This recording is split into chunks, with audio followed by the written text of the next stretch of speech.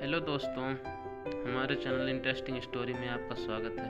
आज हम सुनाएंगे अकबर बीरबल की एक और कहानी का नाम है स्वर्ग की यात्रा। तो आइए शुरू करते हैं। कहानी पसंद आए तो हमारे चैनल को सब्सक्राइब करें, लाइक करें और शेयर भी करें। एक बार की बात है, राजा अकबर अपने दरबार में बैठकर कुछ विचार कर रहे थे।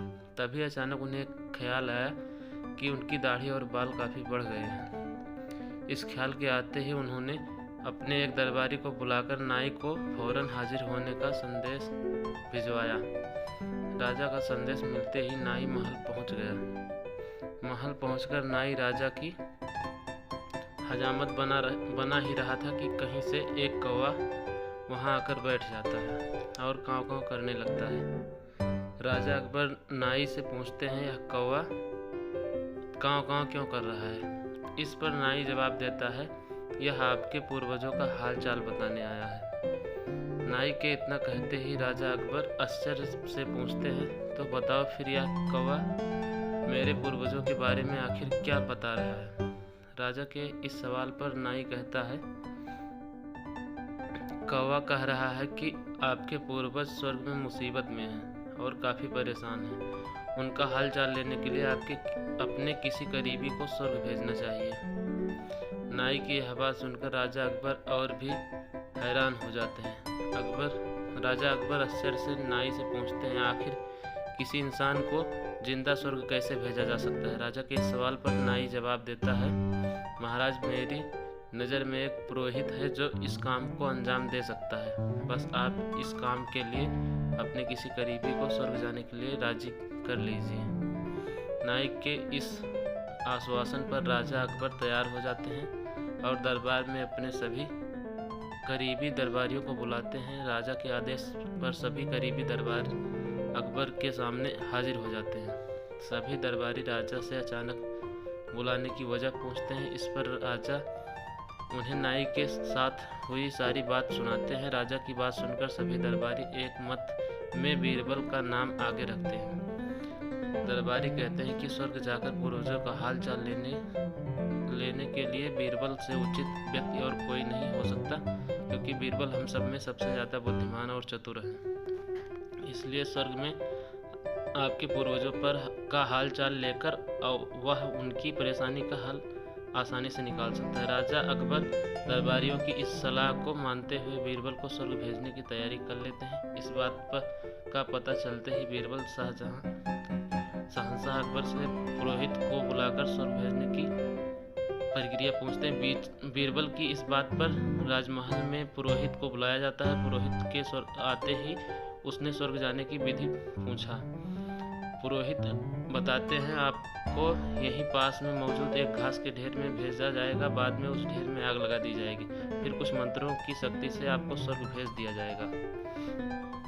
स्वर्ग जाने की पूरी प्रक्रिया जानने के बाद बीरबल राजा अकबर से करीब 11 दिन का समय मांगते हैं और पुरोहित को 11 दिन बाद बुलाने की बात रखते हैं। वह कहते हैं, मैं स्वर्ग जा रहा हूँ और कितने दिन मुझे लौटने में लगेंगे, इस बारे में निश्चित तौर पर कुछ भी कहना मुश्किल है। इसलिए स्वर्ग जाने से पहले मैं एक बार अपने परिवार से मिलना चाहता हूँ और कुछ समय बिताना चाहता हूँ। बीरबल अपने घर के लिए महल से रवाना हो जाते हैं। देखते देखते 11 दिन बीत जाता है। 12वें दिन बीरबल स्वर्ग जाने के लिए राजा अकबर के सामने हाजिर हो जाते हैं। पुरोहित को बुलाया जाता है और बीरबल को स्वर्ग भेजने की तैयारी की जाने लगती है। पुरोहित बीरबल को स्वर्ग भेजने के लिए महल से कुछ दूर घास का एक ढेर लगवाते हैं। बीरबल को स्वर्ग भेजने के लिए घास के ढेर के अंदर भिजवाया जाता है। घास के ढेर के अंदर जाते ही पुरोहित घास के ढेर में आग लगा देता है और बीरबल को स्वर्ग भेजने की पूरी प्रक्रिया होती है। धीरे धीरे 2 महीने बीत जाते हैं और राजा अकबर को बीरबल की चिंता होने लगती है। तभी अचानक बीरबल दरबार में हाजिर हो जाते हैं। राजा अकबर बीरबल को देखकर प्रसन्न होते हैं और अपने पूर्वजों का हाल चाल पूछते हैं। तब बीरबल बताते हैं, आपके पूर्वज काफ़ी खुश हैं और मज़े में हैं। उन्हें बस एक ही तकलीफ़ है कि उनकी दाढ़ी और बाल काफ़ी बड़े हो गए हैं, जिन्हें काटने के लिए स्वर्ग में कोई नाई नहीं, इसलिए वहाँ एक नाई की ज़रूरत है। इतना कहते हैं। बीरबल कहते हैं, ऐसे में हमें आपके पूर्वजों के लिए एक अच्छे नाई को स्वर्ग भेजने की तैयारी करनी चाहिए। बीरबल की इस बात पर राजा नाई को स्वर्ग जाने का आदेश देते हैं।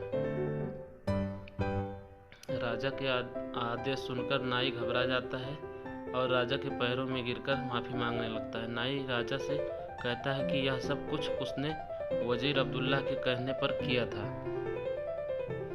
यह सब उन्हीं की साजिश थी ताकि वह बीरबल को अपने रास्ते से हटा सकें। जब अब राजा अकबर के सामने सारी सच्चाई आ चुकी थी, ये सब जानने के बाद राजा अकबर ने वजीर अब्दुल्ला और उसके साथियों को दंड देने का आदेश दिया।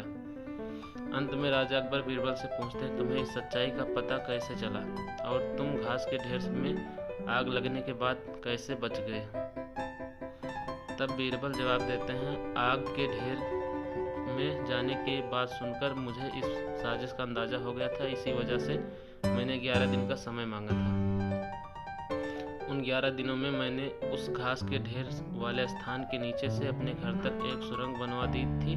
उस सुरंग के जरिए मैं वहां से बचकर निकल पाया। बीरबल की पूरी बात सुनकर राजा बहुत प्रसन्न हुए और बोले, वाह बीरबल वाह, यह काम केवल तुम ही कर सकते हो।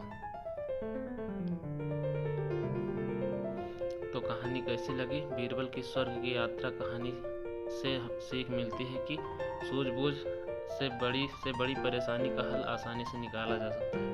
वीडियो कैसा लगा कमेंट करके ज़रूर बताएं। वीडियो अच्छा लगा तो हमारे चैनल को लाइक करें, शेयर करें और सब्सक्राइब करें।